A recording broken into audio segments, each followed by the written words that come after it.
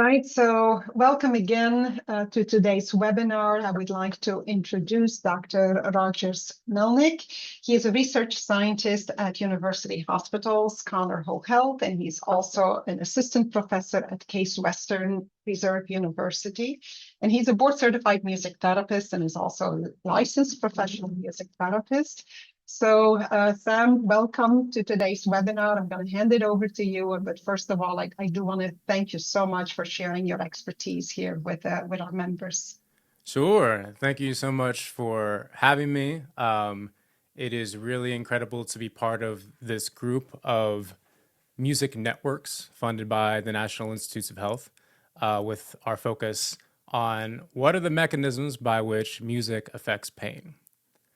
And full disclosure, if we think about research in this continuum, and this is a figure from the National Center for Complementary and Integrative Health, like if you imagine like we started on the left and like somebody invented music in a lab like 10 years ago, and you're trying to figure out how it works in the lab, and then can we get it to humans, and then eventually like, oh, let's modify this intervention, and maybe we do in the red bubble like a randomized control trial, music versus not music, let's say that works, do a pragmatic study, implement it, right?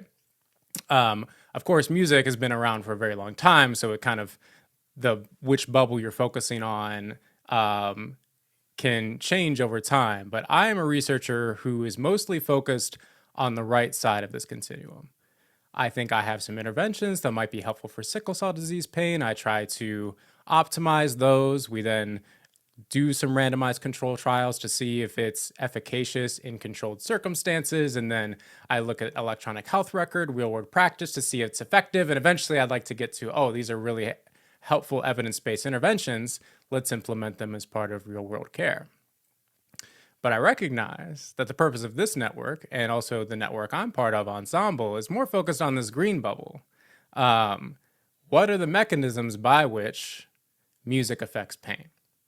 And though I am not, I would say, naturally a mechanistic researcher, I think some things have come up over the course of my career and my research journey that point to questions that maybe we should ask in this green bubble. And I'm hoping that's the kind of conversation I can encourage today. So I'm going to take you along my journey. And my journey starts back in 2012. I just graduated from Duquesne University with a Bachelor of Science in Music Therapy. That is my senior recital photo. That is my real hair. I came to University Hospitals of Cleveland for a 6-month internship. And during that internship, one of my supervisors approached me about an idea. She asked me, what do you know about sickle cell disease?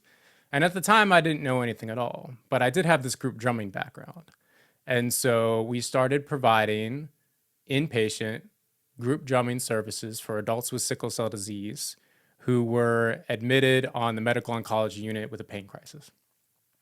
And during these sessions, we'd make music for sometimes 45 minutes or an hour. Patients would bring their family members. I would bring nursing staff together to try and resolve some of the tensions that might happen on the floor. We would do drumming together. I would add my guitar. We would do songs. We would rewrite songs. It was a means of patients supporting each other. And I kind of noticed this pattern. Okay, it seems like the more patients engage in this intervention, the longer they're engaged, the more that they can engage in drumming or playing an egg shaker or singing, the more effective it seems to be on their self-reported pain intensity. Is there something going on there? And at the time, though I didn't know much about sickle cell disease, the way I learned about it from Jane Little, who was the physician who really encouraged this research, we sort of developed this metaphor that I'll walk you through. So I want you to imagine that your body is a city, like here, the city of Cleveland. In your city, you've got different neighborhoods, right? You've got north side of town, you've got the brain, downtown, you've got a lot of important real estate, your heart, your lungs, your kidneys, your liver, east side, west side, south side of town, right? You get around your city on the streets. And the streets of your body are your blood vessels. And going through your blood vessels are different kinds of vehicles that do different jobs. You've got fire trucks, you've got ambulances, you've got some really nice brand new cars, you've got some cars that look like they might break down at any given moment. And one of those vehicles is the city bus of your body. And the city bus of your body is the red blood cell. Now, in this metaphor, I made this to look like a city bus, but naturally, your red blood cell, when it's normal, is like a big round jelly donut. It's a round shape. And the job of the red blood cell is to carry oxygen. And what carries oxygen? It's your hemoglobin, represented here by these little blue guys. And the blue guys are carrying these little lifesavers, and the lifesavers represent oxygen. Breathe in, breathe out. Now, if you're like me, and I assume like many of you, our bodies make hemoglobin A. This is the normal hemoglobin. And when hemoglobin A gets on the bus, it sort of sits down, listens to the new Olivia Rodrigo album, just cruises around town, picks up oxygen in the lung neighborhood, delivers it to the foot, to the organs, comes back around, and the red blood cell lives a nice normal life. But if you have sickle cell disease, and there's different types of sickle cell disease, but it's characterized by their bodies making this hemoglobin S. And what you'll notice about hemoglobin S is it has these arms, kind of like a hook. It is literally like, you can imagine it like an S shape. And what happens when hemoglobin S gets on the bus, when it has its oxygen, it's cool, it's fine. It's content to be a hemoglobin inside a blood cell. But when it drops its oxygen, meaning it delivered it or it goes through a part of the body where it can't pick up its oxygen, it starts chaining up.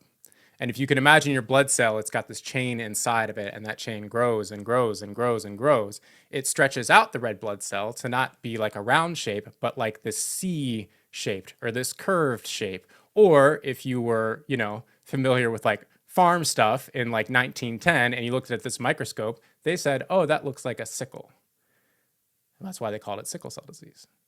And these cells aren't only a different shape, they're also really rigid and they're really sticky. And so if these cells are going through traffic, they can get stuck anywhere in the body. And this leads to excruciating pain. Pain that I don't really have really good words to describe. And so I like to show this picture. There's a patient of mine who, when she was in art therapy session, was asked to draw what does a sickle cell pain crisis feel like? And for her, it was like shattered glass in the chest. If you get sickling in your lungs, that can lead to acute chest syndrome. It is very dangerous. It is hard to breathe. It's like razor blade and a punching bag in your abdomen. Often that's where these crises start to arise. It's really intense, sort of pounding deep, like lower back, hip pain. It's like her legs were on fire. Or a different kind of pain. Maybe the cells in her system, the nerves in her system have been shocked over and over and over again. It's like this pins and needles, or it's this electricity running through her arms. She describes as excruciating, achy, dull, numb. There's all these different things, all these different kinds of dimensions that don't necessarily fit neatly into a 0 to 10 pain scale or a 0 to 100 visual analog scale. But also look at the face of this person. This is a challenge that patients with sickle cell disease face, is that they face these crises over and over and over again from the time they're toddlers, because this is a genetic disease. And by the time they're adults, they're in their 20s and their 30s, they still experience this really excruciating pain. But the face of a person presenting with a severe pain crisis to an emergency room or an inpatient unit might not look like the face that you'd expect. Not because their pain isn't that intense, but because they have learned some certain management skills. And so often the face of a person with sickle cell disease might not convey the real world pain that they're having. And so it was in 2014 that I tried to figure out, well, what can I do with music therapy to address this intensity of pain? And going off of this pattern that I observed where, hey, I think making music is doing something that just listening to music isn't, we decided to do this 3-arm randomized control trial. So we recruited patients during their outpatient, like regular clinic appointments with the hematologist. And the premise was like this: we'd like for you to enroll in this study. And next time, we don't know when this is going to be, but if you have a sickle cell crisis and you come to our acute care clinic, this is like a fast track clinic for pain treatment. That's a better way to get treated for pain than an emergency department. We'd like for you to participate in one of 3 conditions. 1, 20 minutes of interactive music making with a music therapist, me. Or 2, listen to a Spotify playlist without a music therapist, not music therapy. We call that music medicine. And 3 is control, no music at all. So basically, they would present an hour after their first dose of pain medications. We'd ask them to rate their pain and their mood and their pain relief. We do the intervention, do the same thing post, and we interviewed some people. And at the time, I was thinking, well, what kind of intervention should I use? Because I want it to be creative, but this is also a randomized control trial, so it's got to be reproducible. And I just read this paper by Stefan Guaitin, who's a music pain researcher in Europe, and he had this like U technique. It's like, all right, 20 minutes of music. It starts at like 70 beats per minute. It gradually becomes more chill over time. It settles down to like 55, and then it comes back up at the end. Okay, well, if I did music like that, but I should really like personalize it to the genres that these patients gravitate toward, which are R&B, gospel, hip hop, jazz, and soul. So what if I had 5 20-minute pieces of music, all the same length, all the same tempo changes, but the vibe, patients get to choose that. We can listen to that music together on some headphones. And meanwhile, I could give them an iPad like this. And I would say, hey, on this iPad is a keyboard with no wrong notes. So any note you play will sound good with this music that's about to happen. And we can have a little conversation. So let's say the patient says to me, I could say back. And let's say we did the gospel intervention. This is like an abbreviated version of that.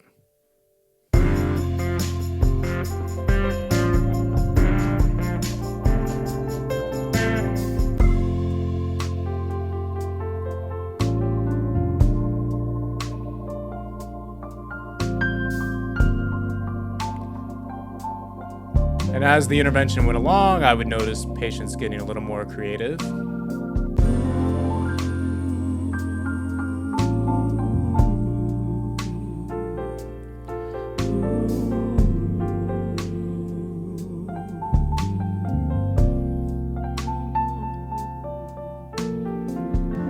Until eventually we'd settle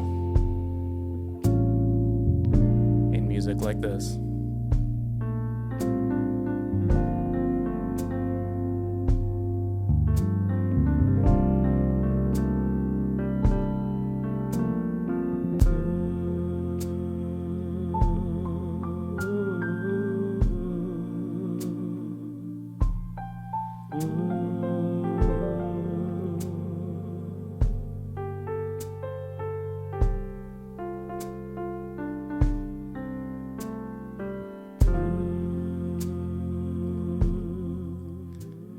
So that gives you a sense of this intervention. No prior experience required, but it really invites this interactive music making. And certainly in that situation, we've got some music that might have some associations with what they like. They have to cognitively make decisions about their next note. They're socially interacting with me. Visually, they're stimulated by what's happening with the keyboard. Auditorily, obviously music. There's a lot happening here. Maybe those are some mechanisms that we should look at. Anyway, what did we find? So this was still a feasibility study, but we ran some exploratory analysis of like, does this intervention predict a greater change in pain intensity than another? And we found you were about 5 times more likely for your pain intensity to drop 1.2 units in music therapy as compared to control. We didn't see that same effect in music listening. And you're about 11.6 times more likely to have your mood improve by 1.6 units compared to control. We also saw improvements in the music listening group, but it was not to the same degree. When we interviewed people, both music conditions described this refocusing. It took my mind off of it. We see that all the time, right? When music is here, pain is over there, right? It's sort of this like direct kind of thing. It improves perception of pain. But music therapy was doing something different.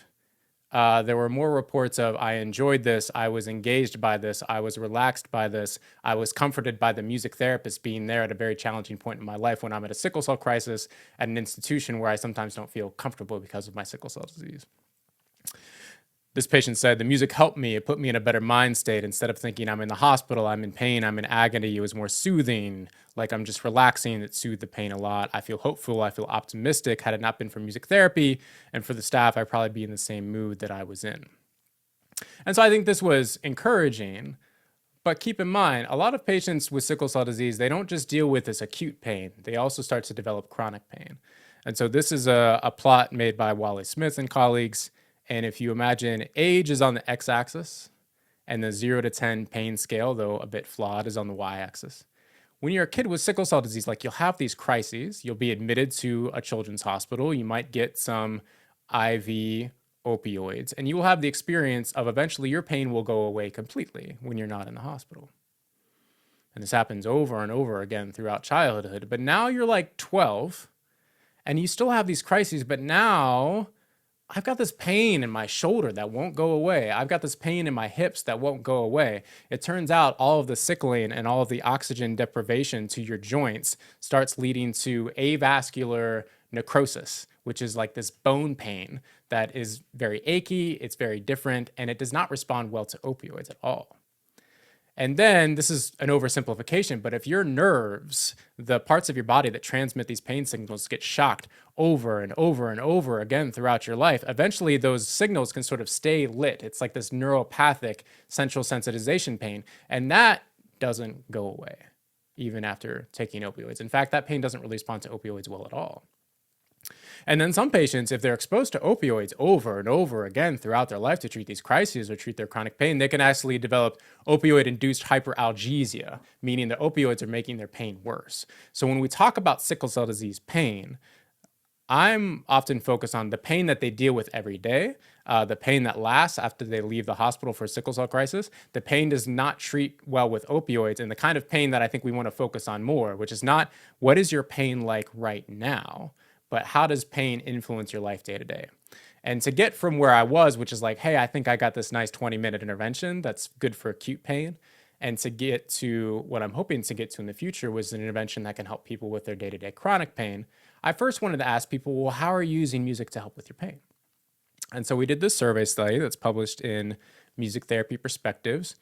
And it was kind of a fun survey because the way it would start would be, well, do you listen to music to help with pain?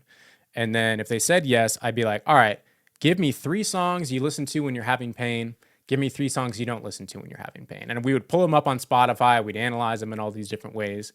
And the important thing at the time was when I looked at the literature that was like, well, what kind of music should you use for pain? They were like, well, it should be slow and orchestral and not a lot of rhythmic movement and, you know, certainly not hip hop and R&B. And I was like, that doesn't reflect the culture of these patients at all.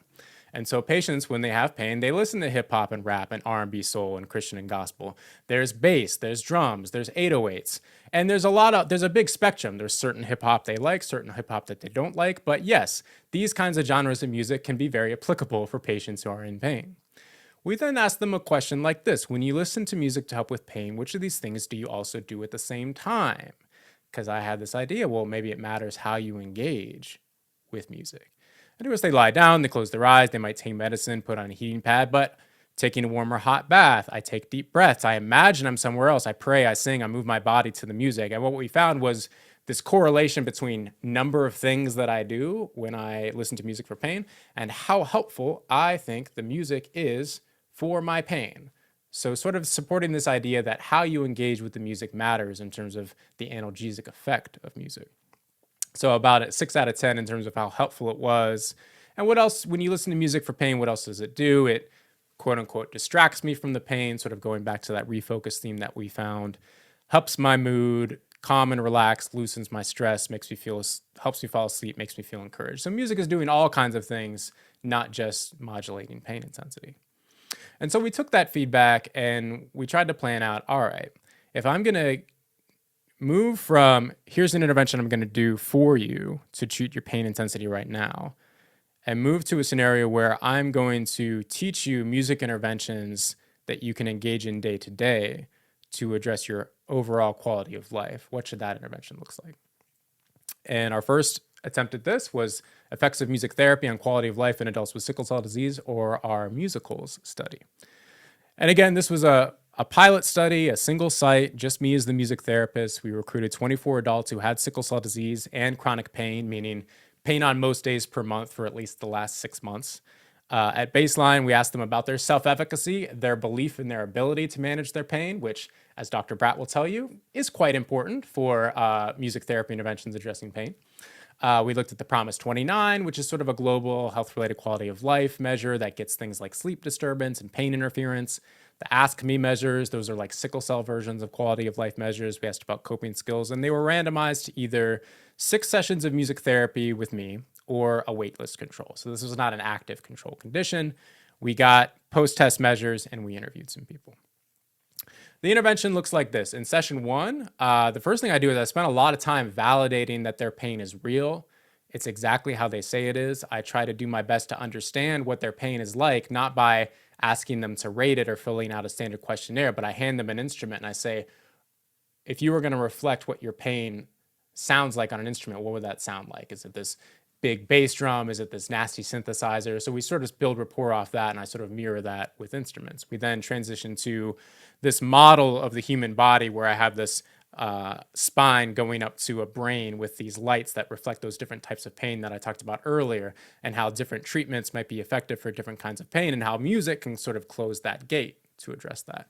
And then, of course, we want to leave that session with, what do you want to get out of this music therapy process?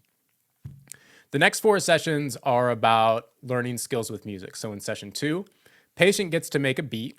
Again, starting out at 70 beats per minute, they get to control the live loops in GarageBand for iPad. Over the next 10 minutes, I gradually reduce the tempo of that beat while engaging the patient in a standardized script with deep diaphragmatic belly breathing.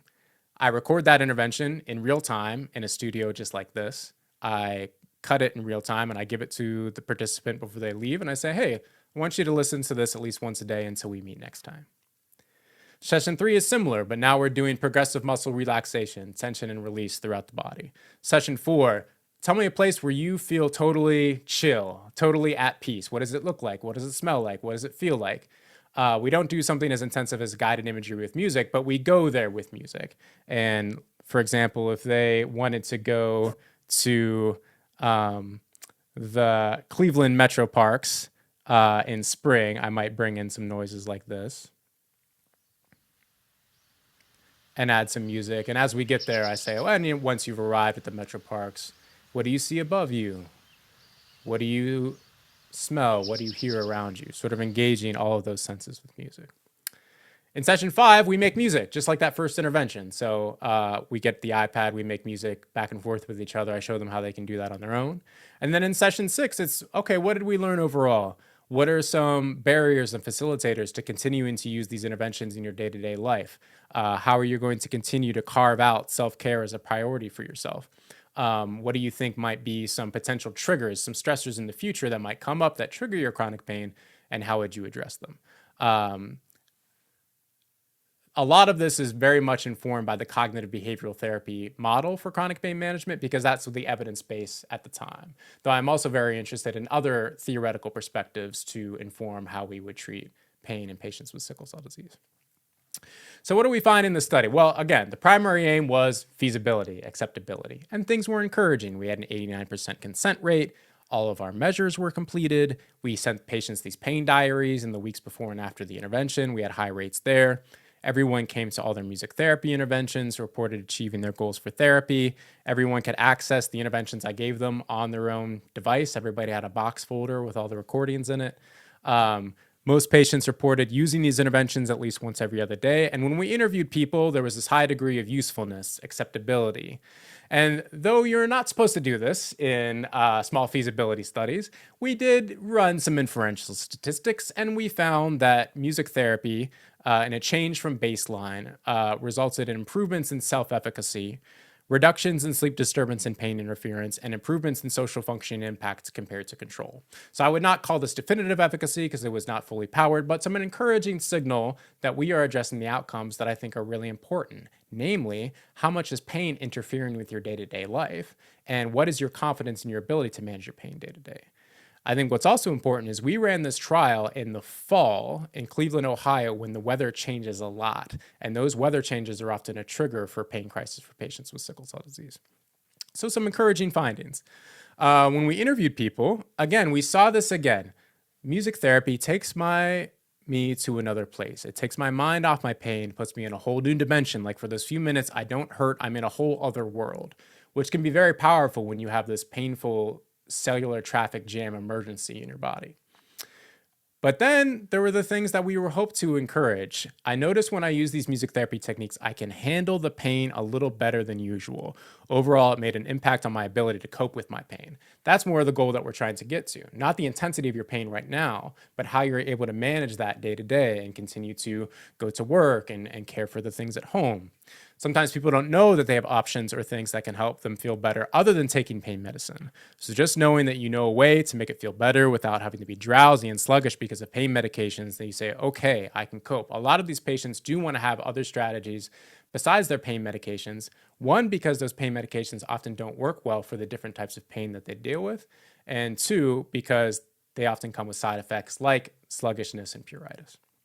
So I think in this early study, we found that music therapy was feasible. It may assist adults with sickle cell disease in reducing pain interference, improving sleep, ability to function in day-to-day life, improve ability to manage symptoms. But of course, we need some studies in more settings with other music therapists with a more rigorous control condition. And one thing that we could think about is with these improvements in self-efficacy and sort of the aim of the intervention, is self-efficacy a mechanism here? Because we know from Dr. Bratt's work with patients with advanced cancer that self-efficacy is this mechanism. Their conclusion was the results suggest that music therapy improves chronic pain management only after pain-related self-efficacy is enhanced. That means the therapeutic potential of music therapy can be maximized by ensuring that music therapy protocols specifically target pain-related self-efficacy. And I think that's worth looking at in our future larger controlled trials with this population. Is that effect determined by I'm giving you this confidence that you've got this music intervention, this music-based breathing intervention that you can use day to day that reduces your pain and improves your ability to function day to day. The other thing I want to point out is some of our other research shows that sickle cell pain is different than other types of pain intensity. So what do I mean by that? A lot of my work recently has been leveraging our big but also messy electronic health records to look at real-world effectiveness of some of our modalities. In our Empire study, we looked at thousands of music therapy sessions across university hospitals. I also did something similar with massage therapy. And I was really interested in let's look at the effects in people who have sickle cell disease and people who have other hematologic or oncologic conditions that aren't sickle cell disease. And so this was our music therapy study. And so we looked at people who had a pre-score and a post-score, and that pre-score was at least 1 out of 10 or above. So at least some mild pain or anxiety or fatigue. And what we found that patients with sickle cell disease had higher baseline or pre-music therapy session pain intensity, 7.2 versus 5.8. Their anxiety was also higher. Their anxiety reduction was a little bit more. And also they reported a higher percentage of their fatigue going down by at least 1 unit. We were not as good at the time at collecting pre and post fatigue scores. But this says something that there is this sort of increased pain intensity burden. And also there was a higher prevalence of more active music making kinds of interventions in the sickle cell group. And so that early Empire work led to what was the focus of my dissertation and my F31 from the NCCIH, which was called Developing Real-World Understanding of Medical Music Therapy Using the Electronic Health Record, or as I fondly called it, the drummer study. And yes, that is me in all 3 pictures. If there's time at the end, I will tell you the story behind each one. But the first aim of my dissertation was to look at, well, we know music therapy reduces pain intensity. Are there certain patient or music therapy session characteristics that are associated with greater reductions in pain intensity? So we looked at over 2,000 sessions with 1,200 patients who rated their pain at 4 out of 10 or above at the start of the session, so moderate to severe pain, and they had a complete outcome data. So a pre-post change over, 20 to 30 minutes of a music therapy session, right? And we built a big old logistic regression. And the key variable I was interested in was sort of these 4 different types of music therapy interventions. There's receptive only, where I am playing music for you, but you're not singing with me, you're not playing an instrument, you're not imagining a new place, you're listening to music. You might be having a really good time listening to music, but I'm not asking you to do anything else. Then there's recreative. So we're recreating a song. We're playing your favorite Beyonce song. You're picking up an instrument and playing with me. You're singing. You're engaged in the intervention, but we're not like writing a new song or something like that. That's compositional creative. So if you're improvising now, coming up with something extemporaneously, we're rewriting the lyrics to your favorite Beyonce song now, that's compositional creative. And finally, receptive plus relaxation imagery, or what we call music-assisted relaxation and imagery, or MARI, where now I'm taking you through breath work or imagine your favorite place or progressive muscle relaxation. That is a sort of an enhancement of the receptive intervention. So sort of these four mutually exclusive categories. We also accounted for how long is the session, was your goal to manage pain, how experienced is the therapist, are they an intern, a therapist less than 5 years, more than 5 years. We accounted for key demographic variables, age, sex, race, ethnicity, marital status. We derived from patients' addresses their neighborhood level social drivers of health, including the social vulnerability index in their census block group, as well as some key clinical characteristics. So how many comorbidities did you have? Did you have sickle cell disease? Did you have a neoplasm, a palliative care, receiving palliative care? Did you have a mental health or substance use disorder, EMSA diagnosis? Did you get an opioids within 12 hours before the session, which was fun data to mine? And then how did you rate your pain and stress and anxiety before the session? We put this in a logistic mixed effects regression model, which is a fancy word to say we predicted one of two things happening. Either your pain goes down 2 or more units, which would be a clinically meaningful response, or it doesn't. One or the other. I was more interested in that because that's clinically meaningful than what's the minute change in the 0 to 10 pain intensity scale. While, of course, adjusting for the random effects of patients nested within therapists to try to account for, there's 30 different therapists in this data set. Some patients are receiving multiple sessions, so trying to account for all of that. And this is what we saw. If you're a statistics nerd, I hope you will appreciate this. If you're not, let me break it down. So this dotted line right here is 1, the odds ratio of 1, the null effect. If your effect, your dot, and your line is to the right of this line, it means that variable is associated with your pain dropping 2 or more units. And if it's to the left, it means you are less likely for your pain to drop 2 or more units. The first thing that was exciting to me was this effect right here. Compared to receptive-only music therapy, compared to me just playing a Beyonce song for you. If you engage a recreative intervention, so you're singing along with me, you're playing an instrument, your odds were about 37% higher that your pain was going to drop 2 or more units. If you started doing breath work or relaxation and imagery with music, you were about 48% more likely for your pain to drop 2 or more units. So going along with what I had saw, 10 years earlier in patients with sickle cell disease, maybe it matters how you engage in the music intervention. But what's surprising to me was this effect right here. If you have sickle cell disease, your odds of a clinically meaningful pain response on the 0 to 10 numeric rating scale was much less. And I'm looking at that like, oh, come on. Like, I'd work with these patients all the time. Like, I know that music therapy is beneficial for pain. Why am I not seeing this effect? And I think it's important to think about what the 0 to 10 numeric rating scale means for patients with sickle cell disease. So I really like this article from Collins, Renato, and Marston, Communicating and Understanding Pain, Limitations of Pain Scales for Patients with Sickle Cell Disorder and Other Painful Conditions. They did this really great series of qualitative interviews with patients with sickle cell disease and asked them, hey, what do you think about this pain scale?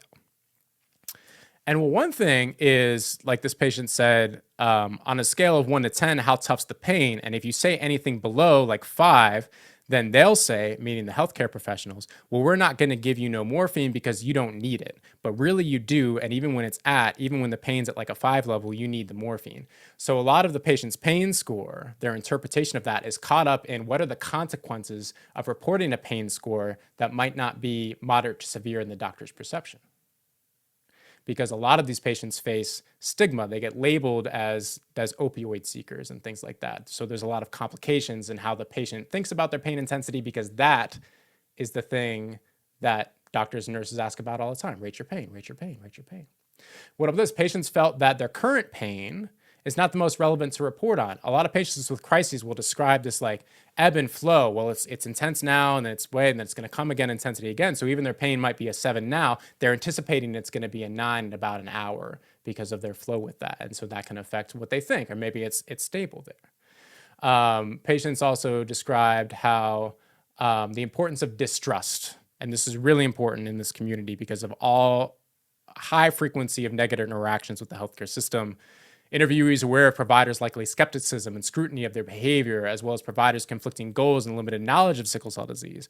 The education around that in medical schools is always not often great. There's often a shortage of medical professionals who specialize in patients with sickle cell disease. After patients learn that staff do not always understand their pain, resorting to strategic uses of scales may be the best option to secure appropriate treatment. So if the patient doesn't have any other way of communicating how severe their pain is other than it's 7, 8, 9, 10 out of 10, then they may continue to rate the pain intensity like that. And so I see that finding as maybe more related to the patient's relationship to the scale used in the regression itself, in the outcome, than their response to music therapy. And a lot of this and the importance of what patient-reported outcomes you should use in this research is in a paper that Dr. Bratt and I worked on here, published in the Nordic Journal of Music Therapy, particularly because a lot of even music therapy and chronic pain research is still asking, as an outcome measure, rate your pain from 0 to 10. Which is important if you're like looking like right now and right now. Like if you get one music therapy session in the hospital, maybe that's the effect that you see. But if you're trying to address the way in which pain affects people in their day-to-day life, then you need pain interference measures. You need self-efficacy measures. You need health-related quality of life measures. You need measures that look at the long-term effects on people's lives. And this is a really great paper offering directions of how we could do that in the future. So after all of that, let me tell you what I'm up to now and sort of where I think this research could go. So after doing our single site pilot, the original recipe musicals, in collaboration with Coretta Generett and Jeff Dusek, we proposed this study called multi-site feasibility of music therapy to address quality of life in sickle cell disease, or the multi-musical study, which we're very fortunate to get an R01 from the NCCIH to support this work. Right now, here at University Hospitals and at Prisma Health in South Carolina, we are doing a 3-arm randomized control trial that is still in its feasibility stage. So patients with sickle cell disease and chronic pain as young as 14 get randomized to original recipe musicals, that 6-session in-person music therapy intervention, which I think is great, but it's really hard for patients to get to the hospital, especially if you live in rural South Carolina and it's a 2-hour drive. So we're really interested in a hybrid model. What if the first session is in person? So you can make that connection with patient, you can build that rapport, you guys can make some beats together, but the next 5 are virtual because you can do, music-based breathing exercises and imagery in a virtual Zoom environment if you got a nice podcast mic and all the bells and whistles to make it work. And then our comparison condition is not nothing. We are using health education. So health education modules that were developed by the sickle cell disease community that go over communication skills and disease-based strategies. It sort of controls for the time and attention from a person, but it doesn't provide the same intensity of pain management content as the intervention itself. We are in the midst of this right now, hoping that it shows that music therapy can be done not just by me at one site, but by 7 different music therapists at this point across multiple sites. And so at the end of this journey, this is what I'm thinking about. With full disclosure that I am not a mechanistic researcher. I did not go to medical school. I often have challenges interpreting some of the other things that have been presented in these Music for Pain webinars in the past about brain mechanisms and autonomic mechanisms and things like that. But I'm fortunate to have a lot of friends who I think specialize in this space, and I think there might be some useful directions here. So, there's of course the brain. We interpret music through the brain. We interpret pain through the brain. My sort of elementary school understanding of what's happening from a mechanistic perspective is like engaging in music, especially a lot of the interventions that I use, are not just lighting up the parts of your brain that process the auditory stimuli of music, which is complex and amazing and beautiful. But when you add, we're making music back and forth, it adds the social parts of your brain. When you add, hey, you've got to look and plan the next thing, it adds the visual and cognitive parts of the brain. If you're moving to the music, you're feeling that beat, it's doing the parts of the motor cortex, all of these different things. And the more that you engage with the music, regardless of what the music is, I think it should often be tailored to the patient's preferences, but the more of the regions that are engaged in the brain with the music stimulus, the less time and capacity the brain has for the pain stimulus that's coming. Sort of a going off of the gate control theory of pain, which became the neuromatrix theory of pain. But that's one way of looking at it. So in my mind, it's like there's all these lights in the brain. And if I can light up all the lights, then maybe that does something. And maybe that explains why I'm seeing these effects in my logistic regression and why I saw in my first trial that engaging with music does something that listening to a Spotify playlist that doesn't. But what about self-efficacy, right? If I teach you a series of skills that you feel confident you can use in your day-to-day life to keep pain from interfering with your life, then maybe that boosts self-efficacy. And maybe I see a similar mediation effect that Dr. Bratt and colleagues saw in their work with patients with advanced cancer. I don't know. I think I'm going to need a bigger sample and run the mediation analysis, but maybe there's something there. There's all these cognitive mechanisms, right? I try in my intervention to give patients control. You get to choose the beat. You get to choose the vibe. You get to choose where this music goes. Because I think that that control component, and there's other recent research by an incredible author whose name is slipping my mind, that talks about the importance of that control, and also how sensory motor synchronization can enhance music's analgesic effects. What about the autonomic nervous system, right? Remember patients with sickle cell disease, if they have these nerves in their body, they get shocked over and over again with these pain crises. It can really change the way that their autonomic nervous system functions, this dysregulation of autonomic tone.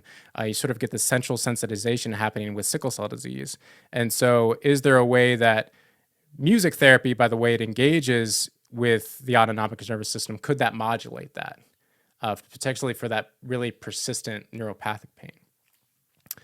Then there's some recently interesting work coming out of what can we detect from a gene expression sort of a mechanism where, if someone is engaged in music therapy and they have that relaxation response, is that something that we can observe there? I'm fortunate to collaborate with some researchers here who specialize in understanding different genes expressed in immune regulation and interferon signaling pathways among patients with cancer. And we're trying to see if we can apply that same framework. But often in this case, you really need to work with patients who are in that kind of severe pain, whether it's a sickle cell disease pain crisis or, in our case, patients who undergo like a really intense surgery, like a pancreatic surgery. And finally, certain like this, the neurochemical, right? There are certain studies that show like on a neurobiological level, listening to music that you're really into can stimulate the release of endogenous opioids that act upon the limbic system, the dorsolateral prefrontal cortex, the perioccipital gui, and activate the brain sort of descending analgesic pathway. I think all of these are applicable to patients with sickle cell disease. And I think what's really important in sickle cell disease is because they have so many different types of pain all at the same time that get complicated by these psychological factors. I think many components might be working at the same time. And very fortunate to be part of this group of networks that has the kind of expertise in it that can maybe figure some of these things out. But in my mind, I think the conclusion is how you engage with music matters. And being part of these networks, it's interesting. You'll talk to some researchers, and my interpretation of their perspective is music is like this series of fixed variables. Well, if I turn the tempo up this much, then maybe pain doesn't go down as much by this much. If I make it this much more country, or this much more like Mozart, or this much more dissonance, or this much more consonance, then that's what explains the effect. And like, maybe, but in my experience as a music therapist, my baseline is not, hey, I got to use this specific song because this song's the thing, like this Kenny Rogers song is it. No, my baseline is I have to start with the music that you prefer, that you connect to. And it's my job as a music therapist to try and engage you in that music by singing, songwriting, breathwork, because that engagement is what has the effect. And I'm very curious to see over the next few years if we can find mechanistic underpinnings that might explain, am I right about that? Am I wrong about that? I want to acknowledge I started as a researcher when I was 24 years old and no prior research training. How do I do it? I had a lot of help, like a lot of help. A lot of people that were like, yeah, Sam, you can do this, right? Everybody at University Hospitals, Case Western, the entire University Hospital sickle cell team going back 13 years now. For our multi-musical study and our musical studies, everyone at Emory University, Jeff Dusek and the crew at UC Irvine, UMass, who's Aaron Dottie and Allison Carraz doing our work with qualitative interviews, Prisma Health, the coolest foundation in Cleveland, Ohio that gave me a shot at this in the first place, support from the NCCIH and the Elizabeth Sumford Prentice Foundation. Those are my references if you want to read more, and I will gladly take any questions you may have. Thank you so much, Sam, for a wonderful presentation, very engaging. So people, if you have questions, if you could please put them in the Q&A, not in the chat, if possible. And I will be monitoring the questions and bring them to Sam. So feel free to put some questions in the Q&A for Sam.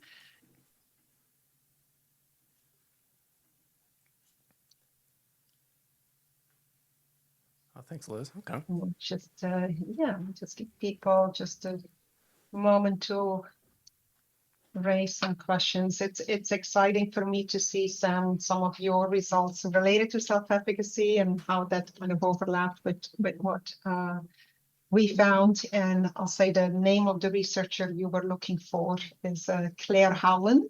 Yeah, that was I it. assume, yep. Yeah. Claire has done some wonderful work looking at the role of cognitive agency as a potential mechanism that can help explain the pain-reducing effects of music. So there's a first question here.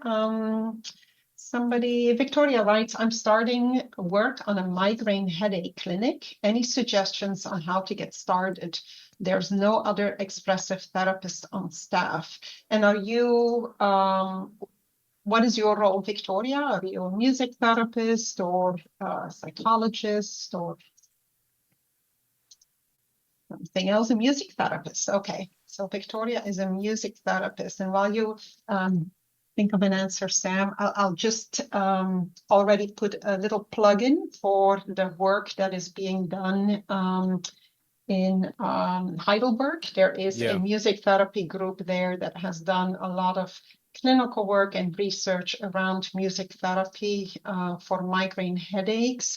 A lot of their work has been focused on children and adolescents, but I would say certainly Google University of Heidelberg music therapy and you'll find their website with all of their research. And if not, you can certainly reach out to me and I can connect you with some of their publications.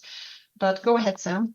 Yeah, absolutely. I mean, in terms of who has done the research that could inform your intervention, I think it is that group in Heidelberg. I think there's a couple other interventions that have been done.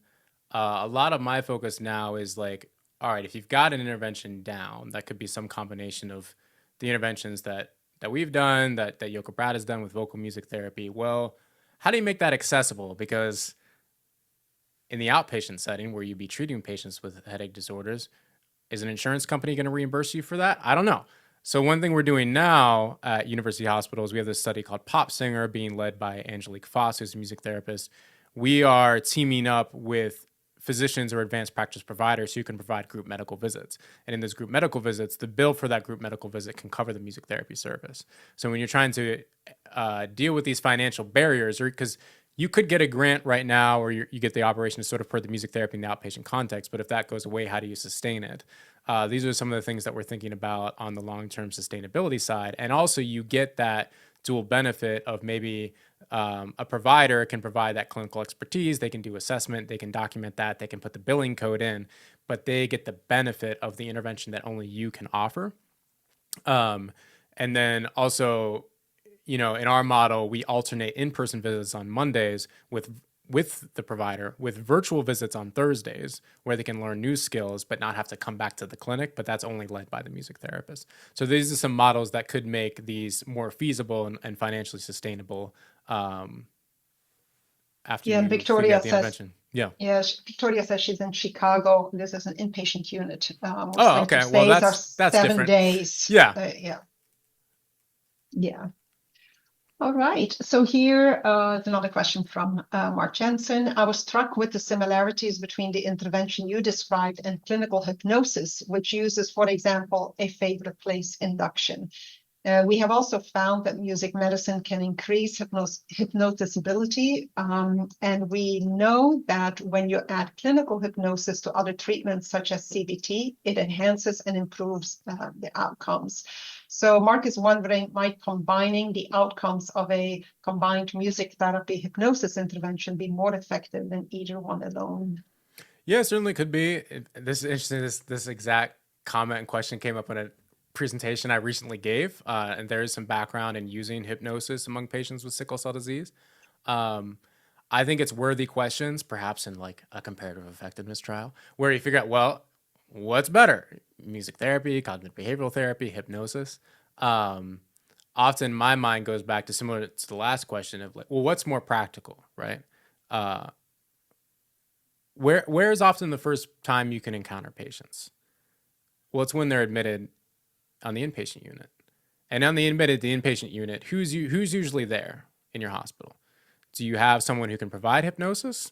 If you do, awesome. But I don't see it often the time. Do you have someone who can start cognitive behavioral therapy in the inpatient unit?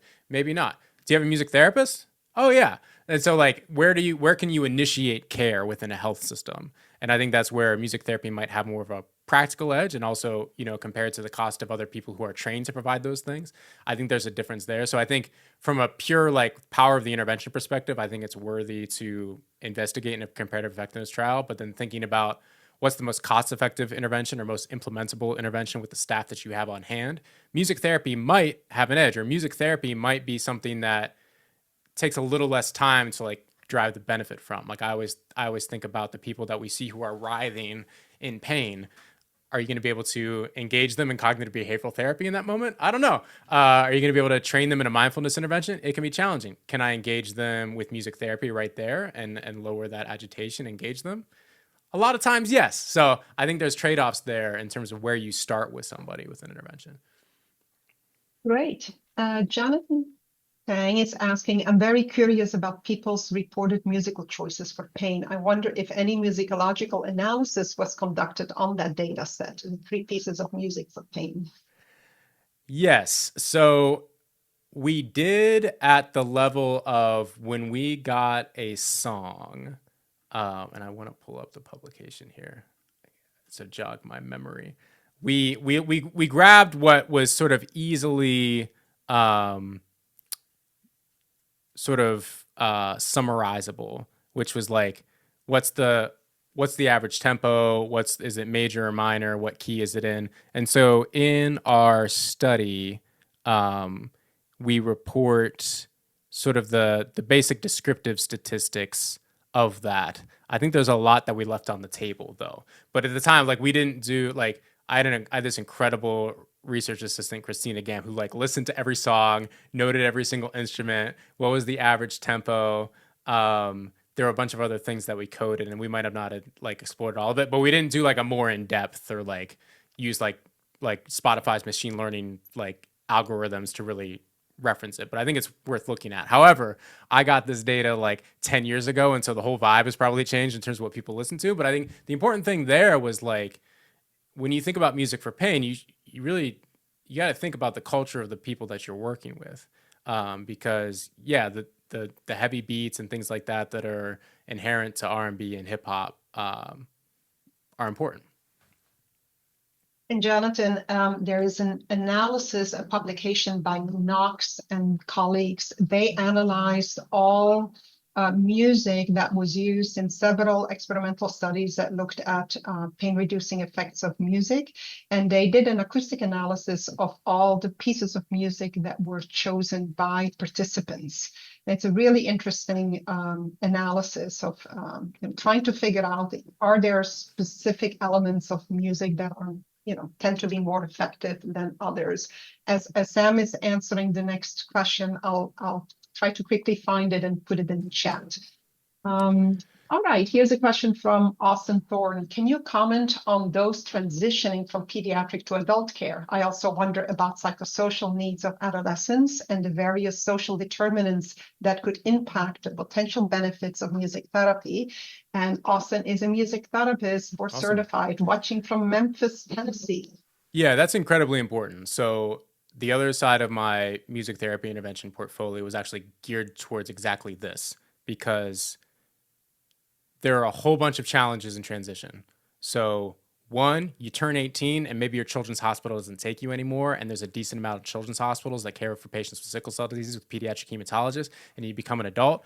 There are far fewer adult hematologists who specialize in your condition, and far fewer adult clinics as well. So often these patients fall in limbo phase. So from a social like structure perspective, it could be very dangerous for them. And also the disease starts to get a lot worse. So the rates of mortality increase.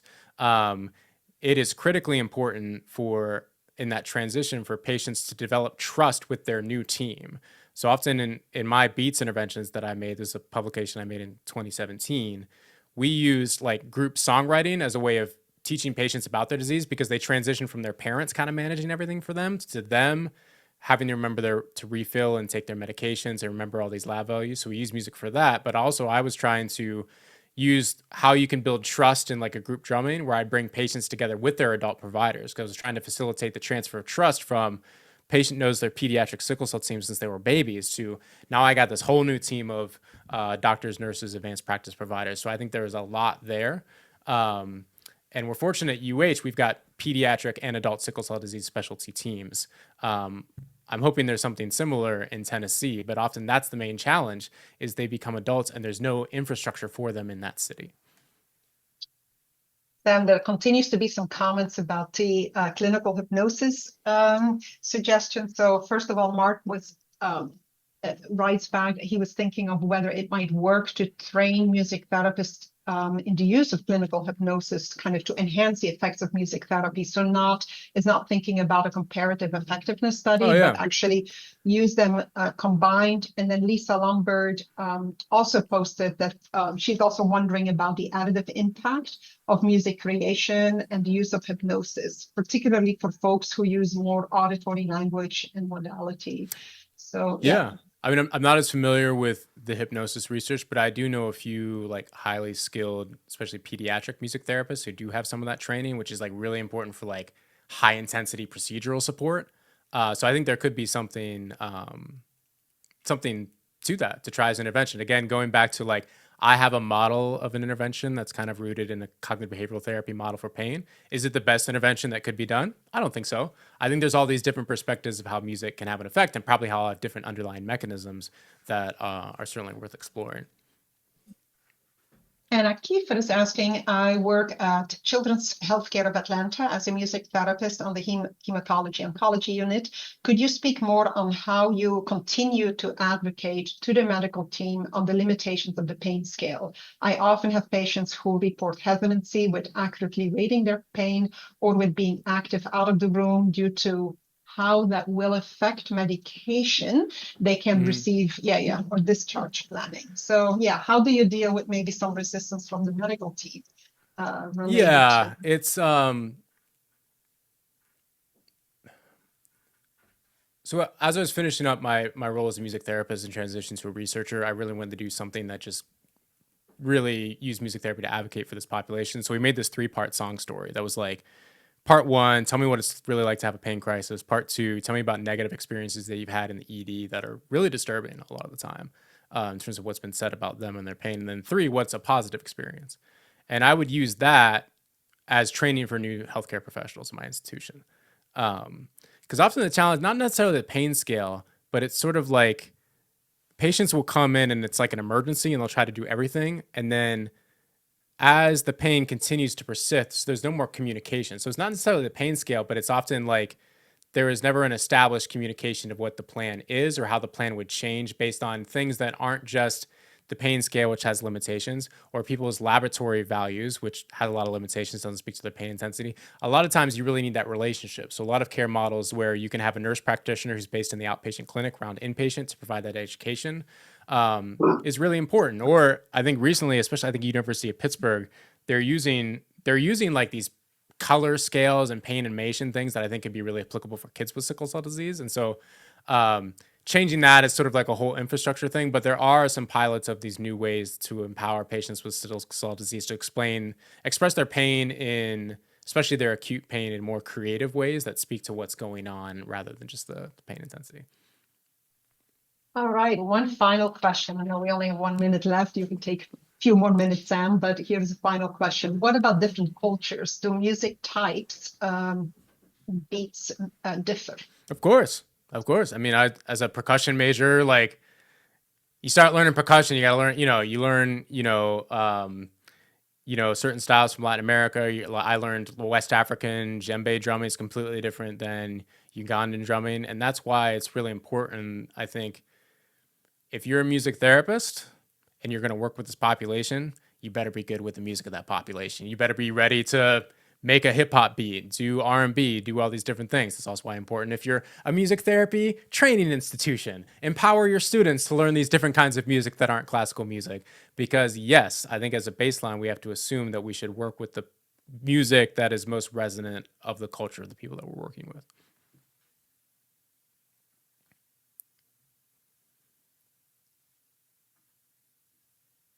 Sorry, Thought that I wasn't muted. Fatima, can you share the slide as we finish up this webinar for our annual meeting? And I saw a question there whether this webinar is recorded and will be posted. And yes, all of our webinars are posted on our website.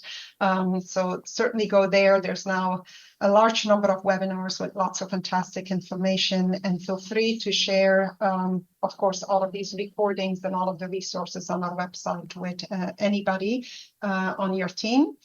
And I just want to put in a plug before we end for our annual investigators meeting. So every year, NIH requires that the funded networks come together and report out to the public on the activities that we have been doing. So that will happen on June 8th. Will be a meeting from noon to 5:30. It's a virtual meeting, so you can register here. You will also hear about the pilot overseas. So our networks are offering pilot funding. And so different people will be, different pilot overseas will be presenting on their projects. So that should be really exciting to hear about all the innovative research. And then the next day on Tuesdays is a closed session where all the investigators will roll up the sleeves and plan for the upcoming year and discuss, what we should be working on next. Sam, I want to thank you for a really fantastic presentation. I hope that you're seeing in the chat how much people are loving it. And I'm so excited that we will be able to post this on our website. Thank you all for joining us. Sam, any last comments?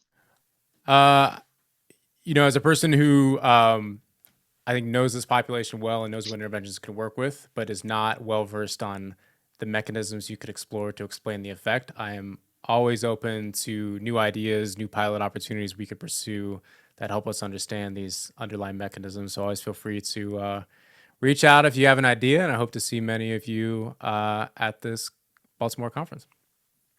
Thank you so much, Sam. Have a wonderful afternoon, everyone. Bye-bye.